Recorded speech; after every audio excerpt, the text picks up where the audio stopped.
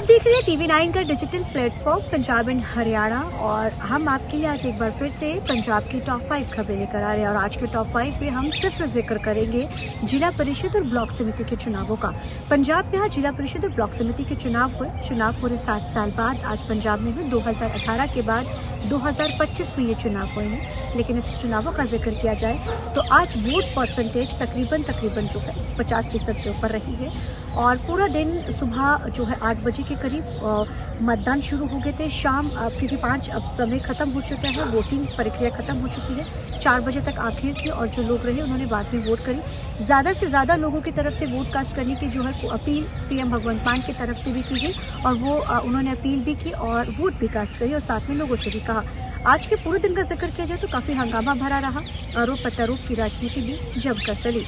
लेकिन 7 साल बाद होने वाले इस चुनावों पे सबकी नज़र है और 17 को क्योंकि अब इसके नतीजे आने हैं। लेकिन आज का पूरा दिन जो है हंगामा भरा भी रहा। लेकिन कई जगहों पर बड़े शांतमय तरीके से भी जो है चुनाव मतदान किए गए। लेकिन सुबह के समय में कुछ जगह से शिकायतें ज़रूर आई थी और इलेक्शन कमीशन की तरफ से भी सख्ती के साथ जो है पूरी वीडियोग्राफी भी कराई की है और एक्स्ट्रा फोर्सेस भी तैनात की गई थी।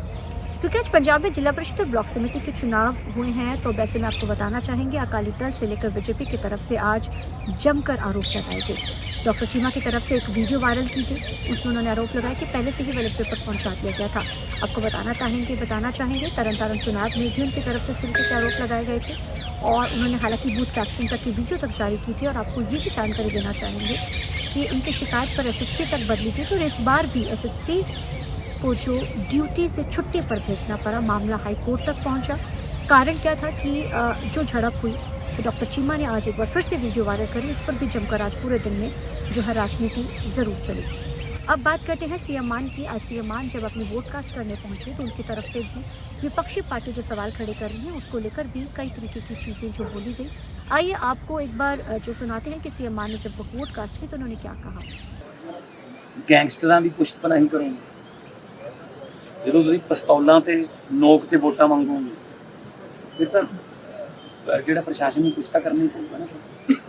ਫਿਰ ਇਹ ਥੋੜੀ ਹੈ ਕਿ ਤੁਸੀਂ ਮਤਲਬ ਗੈਂਗਸਟਰਾਂ ਦੇ ਰਿਸ਼ਤੇਦਾਰਾਂ ਨੂੰ ਟਿਕਟਾਂ ਦੇ ਕੇ ਉਹ ਤੋਂ ਬਾਅਦ ਕਹੋ ਕਿ ਔਰ ਲੋਕਾਂ ਨੂੰ ਫੋਨ ਕਰਕੇ ਧਮਕਾਓ ਉਹ ਤੋਂ ਬਾਅਦ ਕਹੋ ਕਿ ਅਮਨ ਸ਼ਾਂਤੀ नहीं ਹੈਗੀ ਜਾਂ ਨਹੀਂ ਹੈਗੀ। ਇਹ ਸਾਰੇ ਇਹਨਾਂ ਦੇ ਬਹਾਨੇ ਲੱਗੇ ਆ।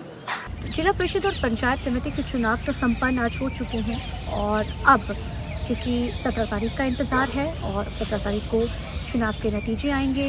2018 में होने वाले इस चुनावों में जहां कांग्रेस पहले स्थान पे क्योंकि वो मौजूदा सरकार थी, 2017 में चुनाव हुए थे तो उस समय की मौजूदा सरकार थी। कांग्रेस का कई जगहों पर क्लीन स्वीप किया था और अकाली दल दूसरे स्थान पे रहा था।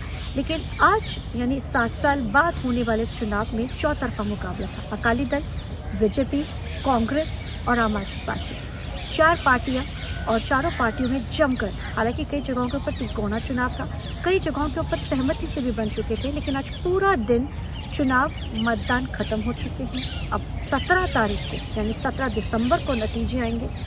किन जगहों के ऊपर क्लीन स्वीप रहता है, नजर रहेगी पहले दूसरे स्थान पर कौन रहता है। सत्ता की सरकार पहले स्थान पर होती है मौजूदा सरकार और दूसरे स्थान पर कौन रहता है, तीसरे पर अब नज़र रहेगी। भाजपा का प्रदर्शन कैसे रहता है इसकी नज़र भी सब पर रहेगी क्योंकि आज के जो चुनाव के नतीजे हैं 2027 में होने वाले विधानसभा चुनावों के नतीजों को कहीं ना कहीं भुनाएंगे। कारण क्या है, क्योंकि जीत के बाद पार्टियां उसको जिताती हैं और जो जीतता है जाहिर है उसको कहा जाता है 27 के नतीजे। अब देखना बड़ा अहम रहेगा कि 17 को किस तरीके के जो है नतीजे आते हैं। और जाते जाते अब जिक्र कर लेते हैं हरियाणा का। आज हरियाणा के ज़्यादातर विधायक जो हैं पंचकमल बीजेपी दफ्तर में पहुंचते हैं जहां पर उनकी तरफ से जो अमित शाह की तरफ से बयान दिया गया था उसके बारे में चर्चा की गई और बयान को सुनाया गया कि कैसे अलग अलग मुद्दों पर रहा। भाजपा की तरफ से 2029 की तैयारी जो है हरियाणा में शुरू कर दी गई है। विधायकों को तैयार किया जा रहा है और भी अच्छे तरीके से कि कैसे अपनी बातों को विपक्ष के सामने रखना है।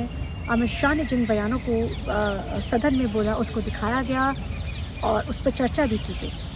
तो ये थी आज की पंजाब और हरियाणा की टॉप खबरें। आप देखते रहिए TV9 भारत।